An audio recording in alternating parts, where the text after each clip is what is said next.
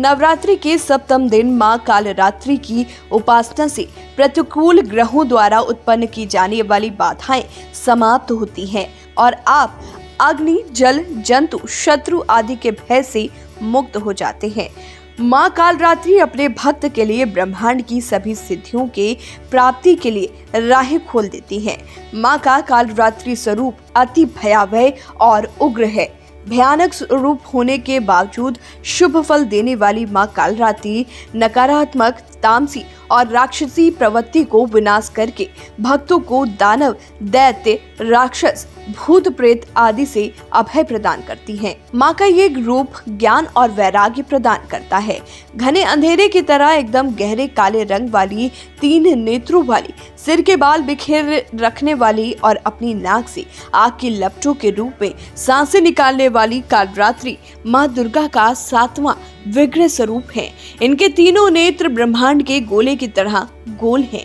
इनके गले में विद्युत जैसी छटा देने वाली सफेद माला सुशोभित है। इनके 4 हाथ हैं। मां कालरात्रि का स्वरूप भयानक है, लेकिन वो भक्तों को शुभ फल देती है।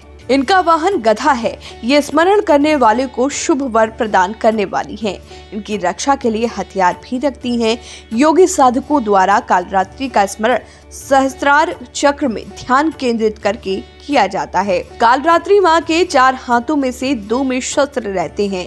एक हाथ अभय मुद्रा में और एक वर मुद्रा में रहता है।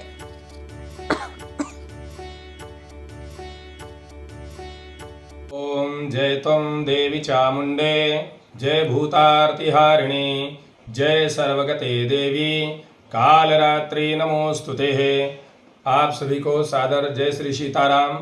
आज नवरात्र महापर्व में सप्तम दिवस भगवती माता कालरात्रि का दिवस है।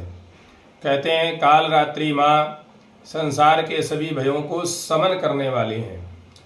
माता अत्यंत दिव्य सौम्य स्वरूप को धारण करती हैं, लेकिन जब समाज में अनेक प्रकार की अराजकता हो जाती है, असुरों का साम्राज्य हो जाता है, दैत्य दानों का विस्तार होता है, उस समय भगवती अत्यंत भयावह स्वरूप धारण करती है। काली कराल वदना विनिष्कांताश भासनी विचित्र खड़वांगधरा नरमाला विभूषण।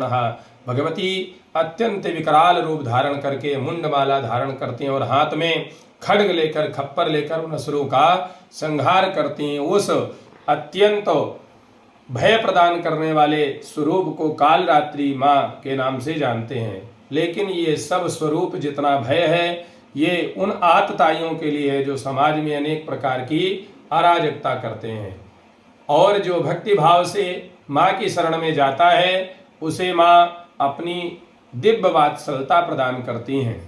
कालरात्रि माँ की पूजा में हम जब सच्चे मन से माँ की शरण में जाते हैं तो वर्तमान में चाहे जितना आपका असाध्य कार्य रुका हो, लेकिन अगर हम माँ की सेवा भक्ति भाव से करते हैं, इस नवरात्र में शनिवार को कालरात्रि का जो दिव्य योग बन रहा है, ये भी बहुत पुण्य प्रदान करने वाला है।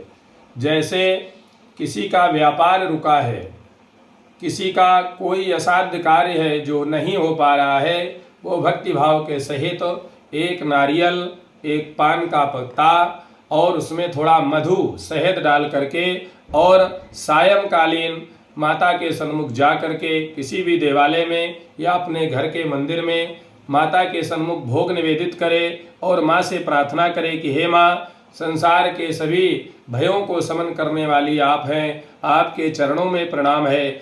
शुंभ निशुंभ महिषासुर जैसे महाअतताई राक्षसों का आप सबने संहार किया, हे जगत जननी, आपके चरणों में बारंबार प्रणाम है। ऐसा भाव निवेदित करके माता को नीला पुष्प, अपराजिता विष्णुकांते का पुष्प भगवती को समर्पित करें, जिससे आप सबका मनोरथ सिद्ध होगा, सबकी बाधाएं दूर होगी, सभी मनोकामनाएं पूर्ण होंगी।